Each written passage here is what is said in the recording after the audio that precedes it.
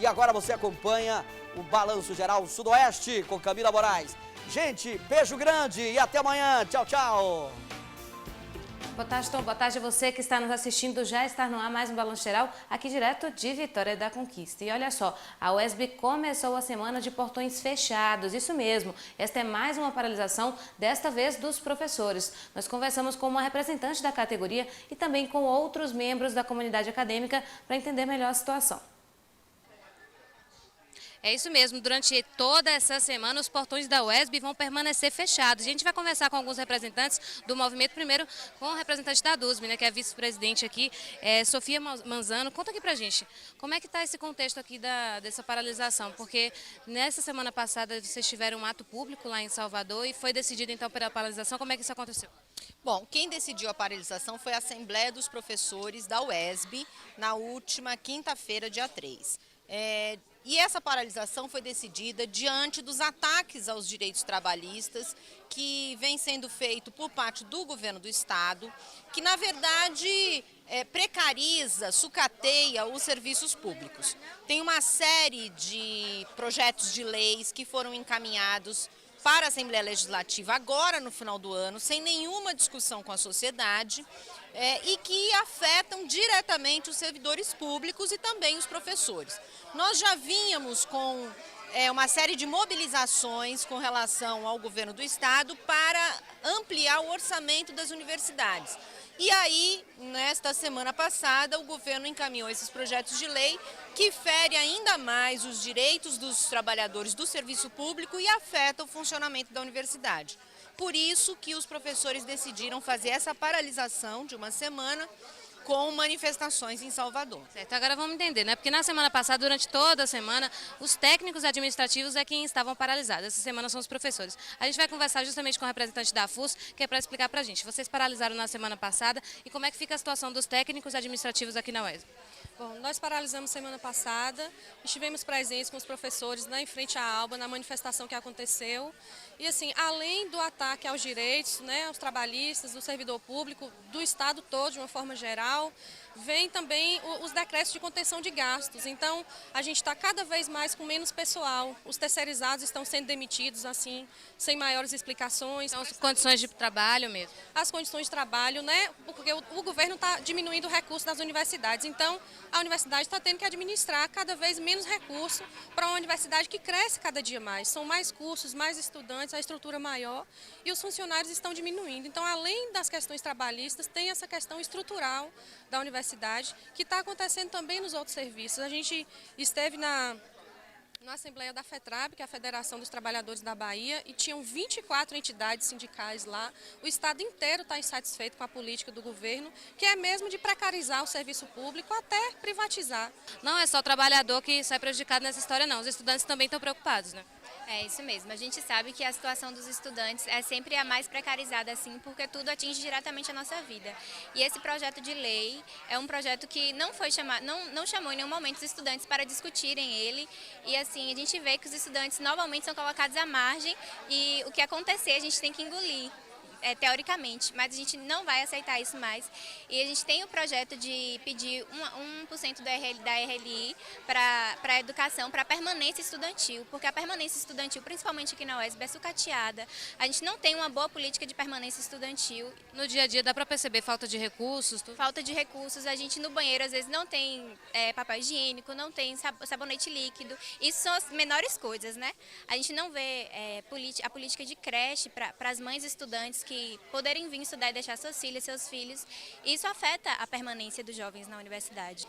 Então, a gente tem que se somar à luta dos professores e reivindicar a nossa luta também, porque nós somos sempre os mais marginalizados, assim.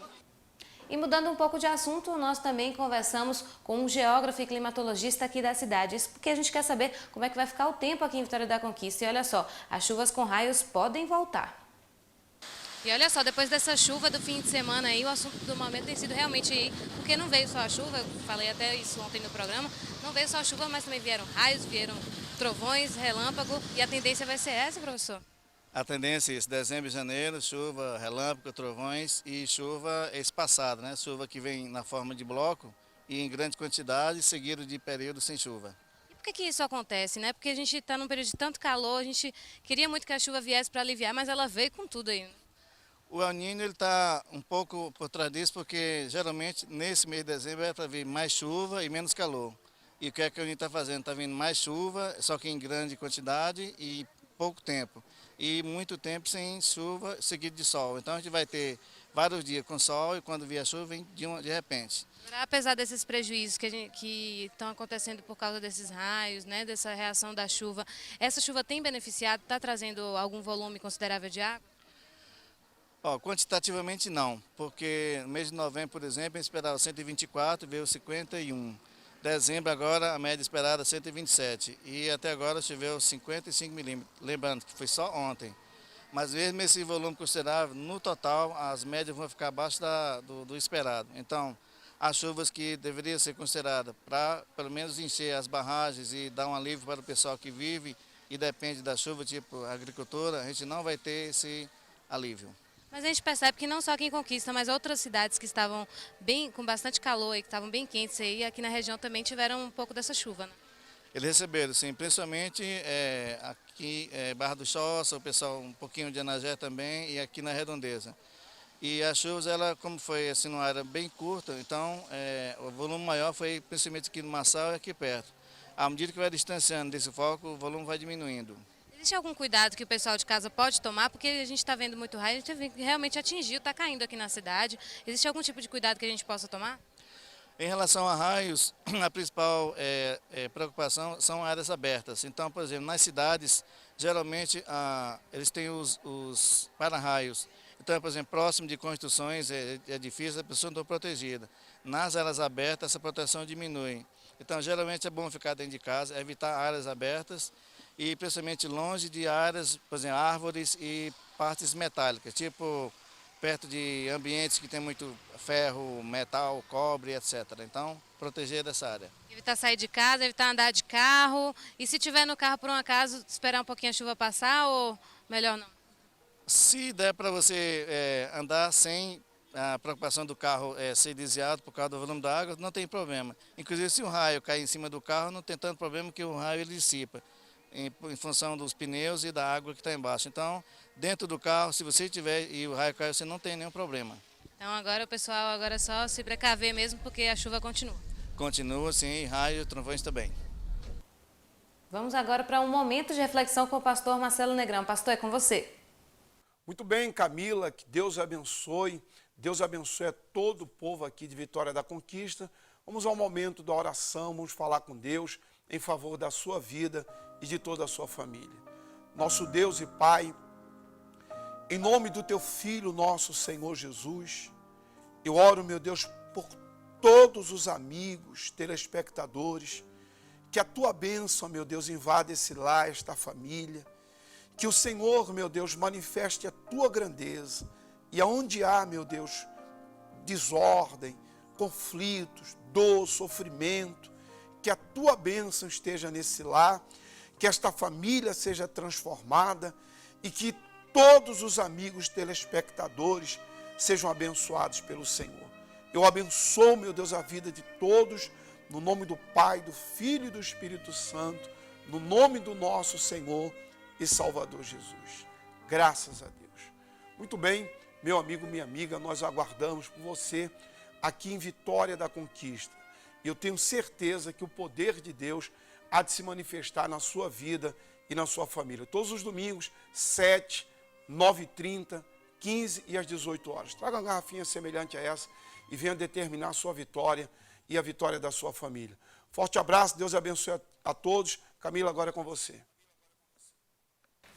E tem denúncia do telespectador, a gente recebeu aqui agora, olha só, essas são imagens do bairro Henriqueta Prates. A moradora disse o seguinte: Camila, esta é a situação da Rua 6 aqui no bairro Henriqueta Prates. Esgoto a céu aberto, né? Eu sou moradora do bairro há mais de 20 anos e peço para vocês essa força para ajudar a divulgar. A gente dá essa força sim, porque realmente a gente já gravou lá várias vezes, a situação é complicada. A gente espera que o poder público em breve tenha novidades em relação à rede de esgoto e a pavimentação do local, que eu sei que é complicada realmente. Como ela falou, né? Tem mais de 20 anos morando no local e a situação continua a mesma. E você está esperando o que para participar aí para a gente? Faz? Faça como essa moradora aí, pode mandar a sua sugestão pra gente, é só ligar no telefone 773429-6203, 3429-6203, ou quem sabe mandar um e-mail, se achar melhor, pode mandar para o balancogeralconquista@recordcabralha.com.br. Tem também o nosso Facebook, não se esqueçam, o Record Conquista. Eu sempre estou lá de olho nas denúncias, na participação de vocês. É só curtir a nossa página e interagir com a gente. Intervalo, não saia daí,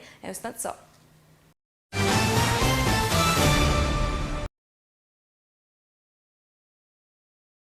Balanço Geral já está de volta, a gente vai começar a nossa semana, né, e nessa terça-feira, falando de saúde, gente. E a gente nosso convidado de hoje é Tony Brito, ele que é nutricionista esportivo, vai dar altas dicas pra gente. Seja bem-vindo, boa tarde. Boa tarde. Agora, Tony, começa aqui falando pra gente, né, o tema vai ser nutrição esportiva, justamente Sim. sua especialidade, e é algo que está muito em alta, é incrível, né, como as pessoas certeza. realmente estão se dedicando a isso, né? Realmente, a nutrição esportiva virou uma febre, né? Eu estava conversando com uma amiga lá fora, e antigamente o nutricionista era visto como um cozinheiro, né? E na realidade, com o passar do tempo, essa febre, né, de academia, de corpo sarado, veio à tona e a nutrição está numa vertente muito grande. A gente sabe que a alimentação e os exercícios físicos andam juntos, né, pra gente ter um bom Sim. resultado. E a alimentação tem um papel muito importante aí nesse sentido, né? A alimentação tem muito. Eu não costumo colocar em relação à porcentagem, sabe? Mas eu diria que próximo dos 80%. Quando a gente fala de praticar uma atividade física, seja musculação, seja outros tipos que a gente vai falar mais à frente, como que deve ser essa alimentação? Porque a gente sabe que cada caso é um caso, isso já serve já como um primeiro alerta, né? Sim. Não siga a dieta da amiga, não vá buscar... Com certeza. Mas o que deve ser, no geral, uma alimentação correta, né? Para trazer um bom resultado? Então, na realidade, eu sempre peço a individualidade, né? Por quê? Porque cada caso é um caso, cada organismo é um, né? Cada organismo responde de uma forma. Então, assim, às vezes, até gêmeos, a gente coloca Sim. uma dieta totalmente diferente, Irmãos, né? gêmeos. Justamente, porque tem a individualidade. Eu já tenho, Tipo de treino também, né? Já até, inclusive, conversei com outros amigos, eles me disseram a mesma coisa. Sim. Tinham duas irmãs, elas tinham A um dieta porte totalmente... físico parecido, mas agiam totalmente diferente. O Totalmente organismo reagia de diferente. uma forma totalmente Totalmente diferente. Então, agora, que tipo de alimento as pessoas podem considerar saudáveis? Porque hoje a gente tem alguns mascarados, na verdade. A gente com acha que faz certeza. bem, mas faz muito mal, né? Então, na realidade, assim, por exemplo, tem um alimento que o pessoal acha que é super saudável, né? Que é a Nesfit. Aquelas bolachinhas Nesfit, Clube Social Com Integral. cereais e tal. Na realidade, comer ela e comer Bono ou passatempo dá no mesmo. Ela é riquíssima em açúcar. E uma dica que eu sempre dou, né, pessoal? Olhe o ingrediente. Por exemplo, se o ingrediente primário for farinha integral, pode utilizar. Se for farinha enriquecida, ele não é integral. Agora é interessante também que a gente fala muito de sódio, né? Porque o sódio a gente pensa em sal, a gente acha que Sim. são os alimentos salgados, mas tudo quanto é alimento industrializado hoje tem muito Tem sódio, muito isso é sódio, perigoso tem bastante também, né? sódio.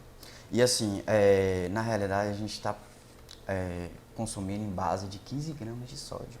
É um consumo muito alto. Mais do Sendo que que o adequado seria 3 a 5 gramas. Ou Isso seja, que eu ia perguntar, então é muito. mais do que a gente deveria consumir no dia inteiro, Muito né? mais, o triplo.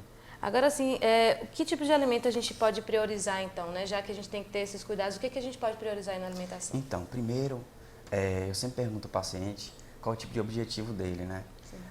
Vamos supor, se ele não vai fazer atividade física, ele só quer uma alimentação saudável. Então, eu sempre coloco alimentos que vêm da terra. Por exemplo, tubérculos, batata doce, inhame, batata yacon, que o pessoal aqui conhece pouco. Enfim. Tem gente que faz até vitamina de batata doce, como é que é isso? A gente tem gosto de queijo da vitamina. Isso, a vitamina realmente fica um pouquinho grossa, mas fica super saborosa. Agora, tem algo que é simples também, que a gente não precisa selecionar, que é a água, que pode ajudar muito também, né? A água, então, eu gosto de dar um aporte, uma médiazinha. Para quem não faz atividade física, eu peço entre 30 a 35 ml por quilo corpóreo. Para quem já faz uma atividade física, em base de 40 a 45 ml. E para quem faz uma atividade intensa, de 55 a 60 ml por quilo corpóreo. Já que a gente deve valorizar essa participação do nutricionista, né, nessa guia aí da alimentação.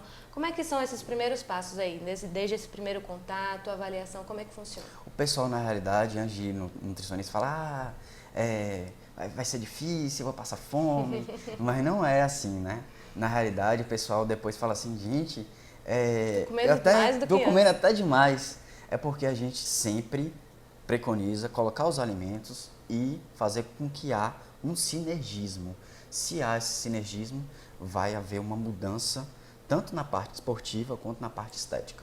Eu comecei falando aqui que atividade física e boa alimentação devem andar juntas, sempre né? juntos. Agora, quando a gente pensa em diferentes tipos de esporte, seja musculação, seja artes marciais, seja ciclismo, corrida, que está muito na moda aqui em Conquista principalmente, enfim, como é que a gente vê em cada caso aí uma forma adequada de alimentação? Então, cada esporte tem que ter uma alimentação adequada. Por exemplo, a musculação, a gente vai pegar o objetivo primeiro do paciente. Vamos supor que seja hipertrofia, tá? Aumento de massa muscular magra.